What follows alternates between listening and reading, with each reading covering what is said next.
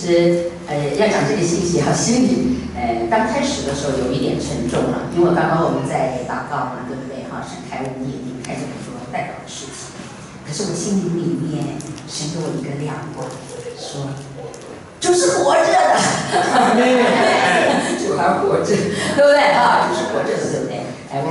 我觉得我们需要向主回应我们对他的那个信号。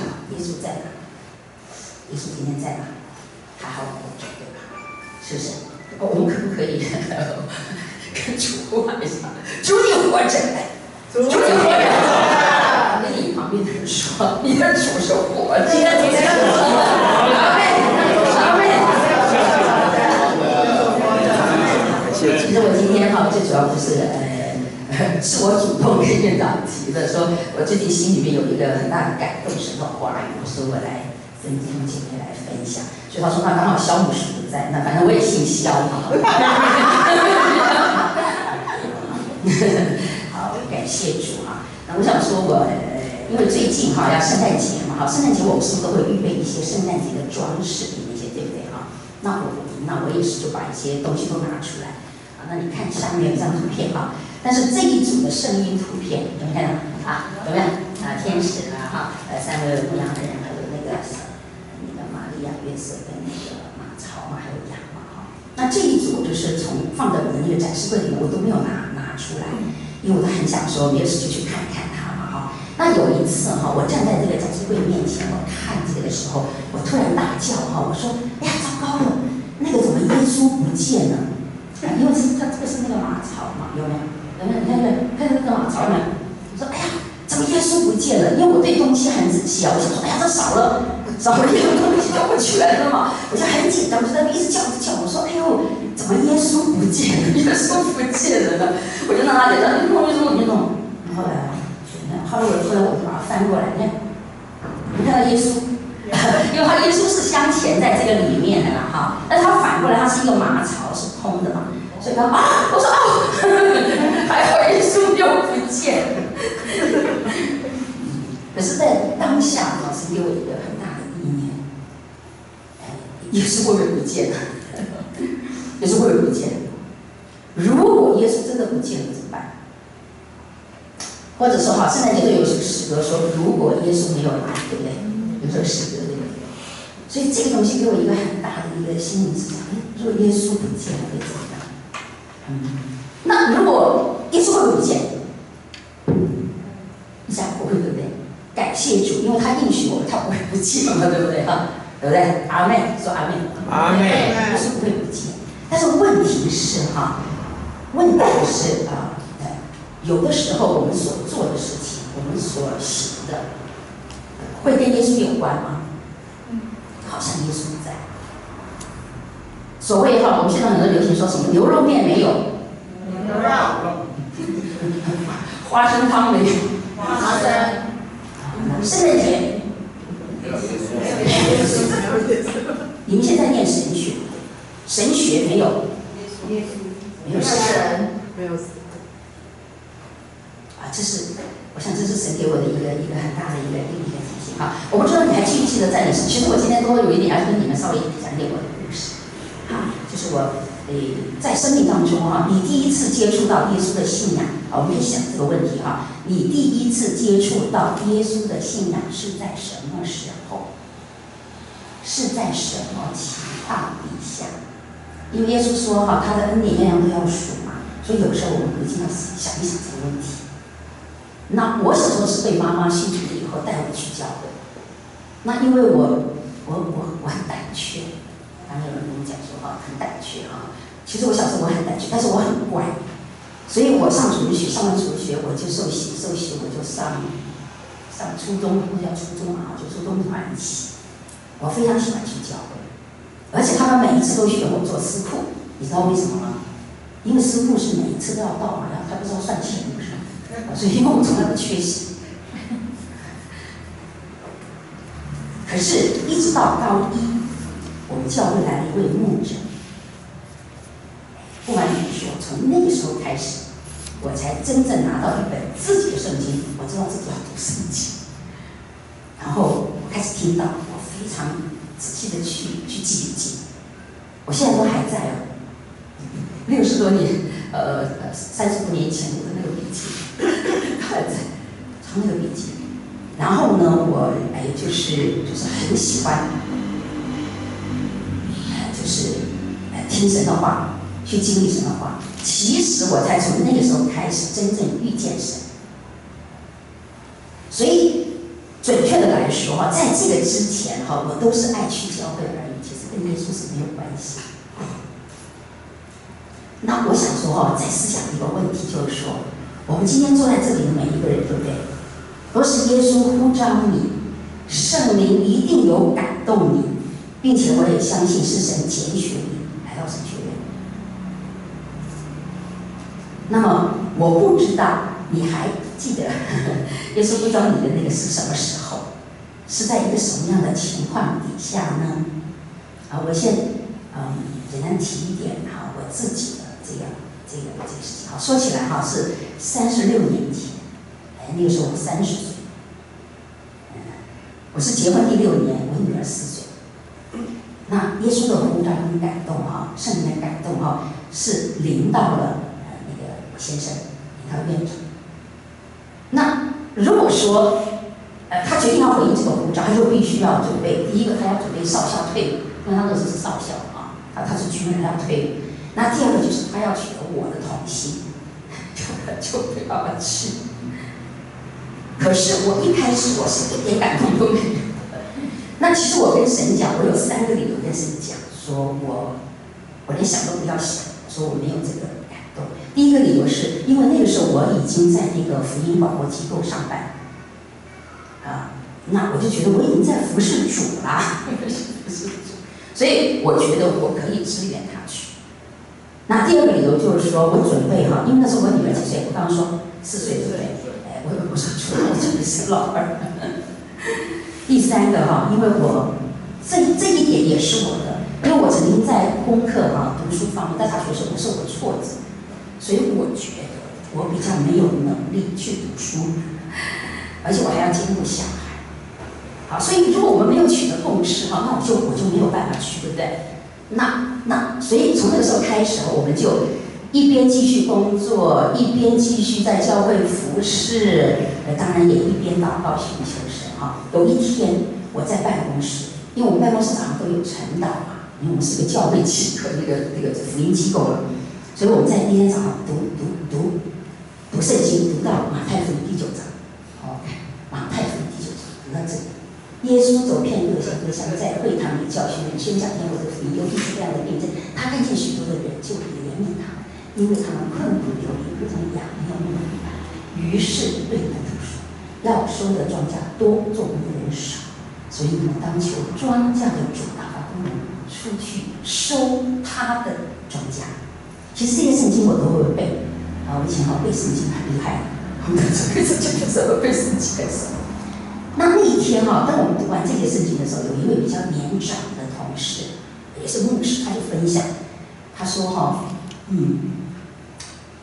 如果按照目前的情况来看，10年以后，教会的牧者会青黄不接。他讲那句话已经离今天已经多少年了？所以现在我不知道，现在我们是不是更青黄不接？所以他就是这样分享而已。就其实我在那之前，我从来没有参加过，除了我传统的信义会聚会以外，我没有参加过任何别的聚会，所以我根本也不懂得什么属灵的恩赐啊，什么这些什么样子我都不懂。可是非常奇妙，那一天，当这些圣经出来的时候我从灵里面我好像看见耶稣他的那个眼光。我就是仿佛看见耶稣眼光看着我，然后又看着那些都没有收的庄稼，所以我就感动的就一直流泪。然后呢，因为我上班还要上班嘛，所以我就一直。可是从那刻开始，我早上还是上班，可是到了中午，我的心里都一直被一个声音一直追着说：“你要去祷告，你要去祷告。”所以那也是我生平第一次我进食祷告。我以前没学过，我不知道。我第一次接触祷告，因为我就把那个便当给同事嘛，然后我就自己去关到一间琴房，因为我们那里有那个弹钢琴的琴房，我就去祷告。然后那一天，在我的心灵里面哈，好多的理由哈，突然都不见了。因为只要是主动的，那就 OK 了。所以我突然感觉哈，所有的那些理由都不见了，好像都，其实他还是在，他没有不见了。但是就好像他已经不存在我的心里跟我们的前面。所以我回去哈，我就跟我先生就一起分享，是我们就说好，开始准备退伍，开始辞职。然后要干嘛你知道吗？准备考试，很多的神学院考试，什么都考。我还记得那个时候，我们真的时候，我也不知道从哪里来的那个信心跟力量哎。其实很多问题我都还没有办法去考虑，可是我想说，来，我们来考试，来预备考试，要考圣经哈，还考英文，对不对？那个时候还考时事哎，你们有吗？就我们两个还出去买那个书，你知道吗？还去看，真的，哇，真的什么都考呢，所以你们太轻松了哈。有没有？真的哈，那然后我们就开始去预备，你知道吗？哎呀，我们这太欢喜了，准备进神学院。可是我的故事还没有结束。我还记得那天是礼拜三那一天哈，我们本来因为我那个牧师是在2组上班嘛，我是在台中上班，所以平常我们上班是这样的，是把女儿先骑着摩托车先带到教会。那时候我们教会在城南纪念会那边有幼稚园，本来是把小孩子放在那边，而且我跟小弟弟在那边教幼稚园，摆在那边，然后我们去上班。下班的时候就是大家一起骑摩托车就回去。那一天是礼拜三，你知道礼拜三有什么会吗？对。可是那一天我们突然很想回家。去拿那个成绩单，因为听说成绩单会寄来了。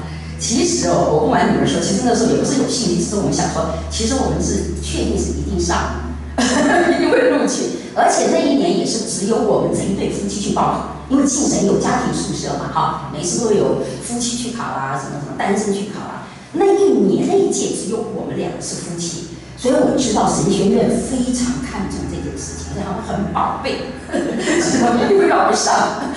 其实我可以不会拿成绩单，可是我不知道那天为什么，我就想说回去拿成绩单。虽然回去拿成绩单是有一个方法，对，要骑摩托车回去啊。但是我的女儿还在啊，我就想说啊，我们今天跟上帝请假，我们把女儿带上山，因为那时候我们家在东海嘛，哈，离水南很远，说我们带上山，然后我们去拿成绩单，拿了成绩单呢，我们就跟耶稣说请假，晚上不要祷告会了，我还要下来嘛。可是他想说心里不安，说行，算，女儿还是放在下面啊。我们两个快去拿成绩单哈。可是就在路上，我们出事了，其实只是一个摩托车砸了钉子，整个车子大翻转，我们车上的东西跟我们人整个都摔下去。可是非常奇妙，结果牧师退伍他有一个部署哈，正好那一天开个新吉普车。我们在这一头，他在那一头啊，他就开个吉普车说我们来走这条西路，发现怎么对面那边有人摔进去哈，要过来救嘛哈，帮助嘛哈，军人嘛，就绕过来看怎么是我们，所以赶快打救护车，送空军医院，还好那个退伍了拿的还可以住空军医院，那也是我生平第一次住医院，住医院，所以我当场是休克，那牧师是戴了安全帽，但是他缝了3针。然后我们两个住在医院，一个住男生，一个住女生。我们整整住了1个礼拜。那1个礼拜是神学院的新生训练。所以，请问我们两个新生训练在哪里上？医院。所以神在医院给我们上的新生训练，第一课就是：如果不是神拣选的恩典，我们连奉献的机会都没有。因为我们要去奉献的时候，很多人很鼓励我们，就觉得你们已经很棒了，干嘛还要去？教会也很需要你们，你们干嘛还要去？但是我知道是神他要这样做嘛，那就去。所以这一次让我们再一次遇见主，主也兼顾我们，认领他，我们唱的诗歌。所所以我很感谢什么？今天我们在的每一个，我现在分享这个见证意思是说，让我不要忘记。然后我也相信，在我们每一个人生命当中，今天早上坐在我们这里，每一位，因为我们这里是神学院，对吧？好，我们同样都是被拣选成为神儿女，又被神呼召。但是神到底呼召我做什么？我要看那个，就是刚刚这个经文的前面那一句，好，往下一下。就是我先看这节圣经啊，你看见没有？耶稣他当初他出去，很多人要找他，对不对？很多人需要嘛。但是耶稣说他是为什么事情出来的？来，我们念那一句：我们可以往别处去，到邻近的乡村，在哪里念？我也好在那里传道，因为我是为这事出来的。好，我们再看下面那个经文，就是刚刚好，对，这个就是这一节这个也是上帝引导我干的。神说你要去看见没有？耶稣看见很多人，对不对？困苦流离，对不对？耶稣就宣讲福音，医治病症。然后神说你们要为我去。而我刚刚突然又发现了几个，你再去翻，你发现耶稣出来的时候，他都会讲一句话。耶稣他出来做什么？他讲的第一件事情除了刚刚那个马可福音，神是希望我们跟他同在，因为我们跟他同在，你就没有办法完成这个托付，对不对？但是耶稣都会讲到两个字，耶稣说他是来做什么？两个字，传道。然后他后面又会接下去，对不对？传道，然后后面有时就会提说医病，有没有？医治病症，有没有？你在刚刚那个圣经有说，耶稣说出来传道，然后又赶鬼。然后耶稣给门徒也是，耶稣说去，我让你们可以传道，然后我给你们权柄，可以医治，可以赶鬼。所以刚刚我们在提到这个社会这个情况，为什么气氛很沉重其实耶稣他根本就知道，关键点就在这里。所以要有真道，要有人要得着耶稣，耶稣要在哪里？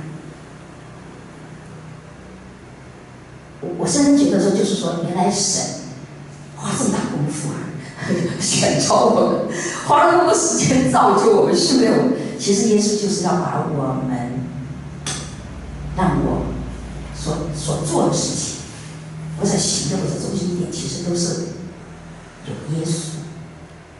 那我自己有一个很深的提醒是，会不会我们做的很多事情都变成了没有了耶稣呢？甚至于说是跟耶稣的要收的庄稼没有关系呢？我想这是耶稣要提醒我的。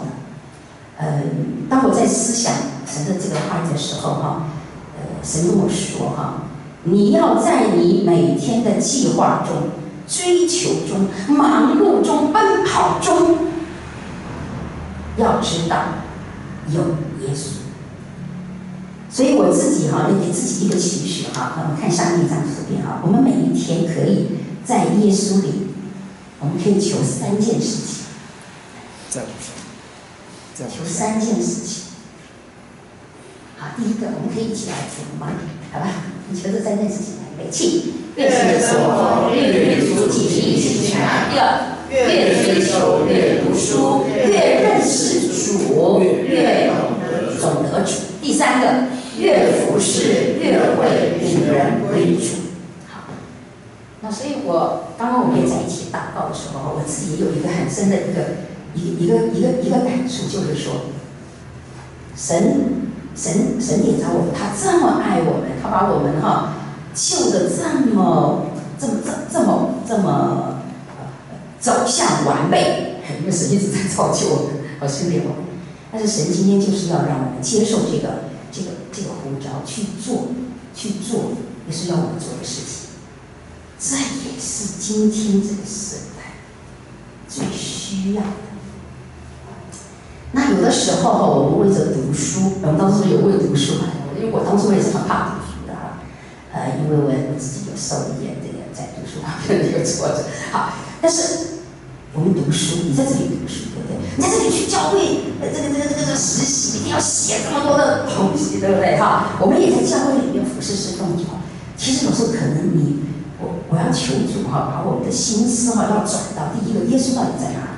第一个，耶稣他仍然做着为王。耶稣在我现在的侍奉的这个里面，是耶稣他要在我的生命当中要要拯救他的事，所以我觉得会胜过重担。所以不要被每天的这个学习啊，很大的重担啊，好，或者是服侍啊什么东西啊，这些会转移我们的焦点。如果我的焦点一直想到说我是被神选召来，好成就神的。对不起哈，恩泽哈，我刚刚有跟恩泽分享哈，我说我们在读书写报告的时候，你要想到我只要在这个书跟这个报告的里面哈，我看见了耶稣，我得着了耶稣。耶稣是谁？耶稣是怎样的？耶稣是什么样的神哈？就 OK， 就是要耶稣要在哪有耶稣，那么我们所行的哈，我们的目标哈就会更准确，可以行在主的旨意当中。那个韩德尔的那个哈利路亚，对不对？我们都耳熟能详，对不对？我今天早上在思想这个神的这几句话的时候哈，我有一个同学带了一个东西，就是那个哈利路亚的那个合唱。那这个歌哈，我以前也听过很多遍，我是会被他的那个。说实在是那个旋律跟音乐的那个声势哈，我会受感动。可是我今天早上突然有一个很深的感动，因为他是说这个合唱团哈是号称是世界最大的合唱团，你知道为什么吗？他不只是在台上唱歌的那些人，他还会从那个里面抓到很多在各地都在歌颂耶稣是主、耶稣是王的那一些人哈，他全部抓起来，世界各地都有。就变成一个最大的合唱团，是各地各民不分年龄都在称颂耶稣是主，耶稣是王。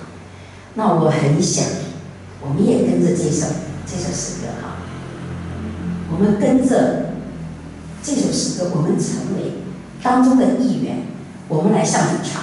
你试试看，我们来向主唱，再一次迎接主。主啊，你来做。你在我的里面做主，我就可以行神要我行的事情。好，我们现在如果你喜欢，你可以站起来，可以吗？好吧，我们听这一首哈利路亚，可以吗？好，如果你喜欢，你可以站起来，来，起立。如果你会唱，你可以唱 ，OK， 好不好？好 ，OK， 好。